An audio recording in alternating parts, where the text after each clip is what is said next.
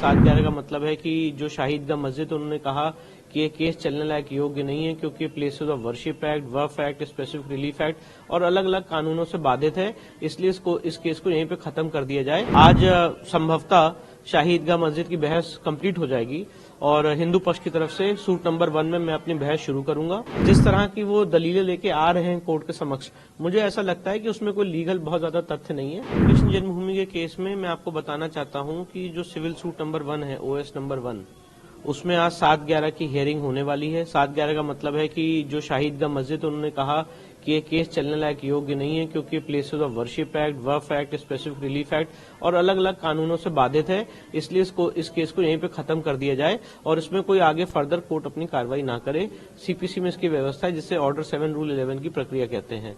आज संभवतः शाही ईदगाह मस्जिद की बहस कंप्लीट हो जाएगी और हिंदू पक्ष की तरफ से सूट नंबर 1 में मैं अपनी बहस शुरू करूंगा और हमारा बेसिक रूप से कहना यह है कि ये case places of worship act से बाधित नहीं है, वक्फ एक्ट से बाधित नहीं है और जो जितने हमारे लीगल आर्गुमेंट्स हैं, तर्क हैं, वो सारी बातें हम कोर्ट के सामने कंपाइलेशन और रिसर्च के बेस पे रखने वाले हैं। अच्छा, 7/11 का मसला इन्होंने ज्ञानवापी में उठाया था, मंदिर में भी उठाया था, कोर्ट का क्या व्यू होता है? लेकिन 7/11 का मसला जो ज्ञानव्यापी में उठाया था, उसको यहाँ पे ऑनरेबल इलाहाबाद हाईकोर्ट ने 19 दिसंबर को honourable mister justice Rohit Ranjan Agarwal ने डिसमिस कर दिया और कहा कि ये केस चल सकता है और धार्मिक स्वरूप तय करने के लिए कोर्ट में केसेस फाइल किए जा सकते हैं।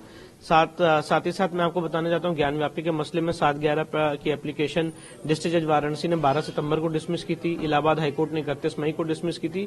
इसलिए जिस तरह की वो दलीलें लेके आ रहे हैं कोर्ट के समक्ष, मुझे ऐसा लगता है कि उसमें कोई लीगल बहुत ज्यादा तथ्य नहीं है और हम अपनी सारी बातें कोर्ट के समक्ष रखेंगे। मुस्लिम पक्ष बार बार इस मेंटेनेबिलिटी पे प्रश्न उठाता है, क्या पिछली बार बहस हुई?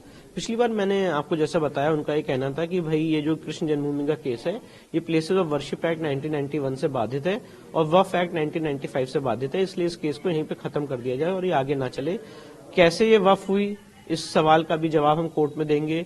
प्लेसेस ऑफ वर्शिप एक्ट से केस कैसे बाधित नहीं है, उसका मैं आपको सीधा सीधा उदाहरण दे देता हूं। हमने अपने प्लेंट में लिखा हुआ है कि यहाँ पे जो शाही ईदगाह मस्जिद बनी है, ये 12 अक्टूबर 1968 के समझौते के बाद बनी। उससे पहले यहाँ पे कोई शाही ईदगाह मस्जिद नहीं अप्लाई करती थी।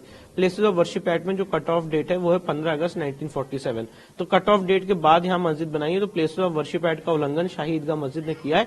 ये सारे हमारे मूलतः एक प्राइमा फेसाई तर्क हैं जो हम कोर्ट के सामने रखते हैं। अच्छा, समझौते की भी बात आती है तो क्या ये लीगल समझौता है या नहीं? देखिए, टोटली इलीगल समझौता है क्योंकि सुप्रीम कोर्ट ने राम मंदिर के केस में 2020 1 SCC पेज 1 में स्पष्ट रूप से कहा है कि देवता की संपत्ति के साथ कोई भी एलिनिएशन नहीं कर सकता है और अगर देवता की संपत्ति के साथ गलत ढंग से एलिनिएशन हुआ है, उसको किसी ने बेचा है या किसी और को दे दिया है और अगर उस समय शिवायत ट्रस्ट नेग्लिजेंट रहा है, तो भक्त भी सामने आ सकते हैं और देवता स्वयं सामने आ सकते हैं।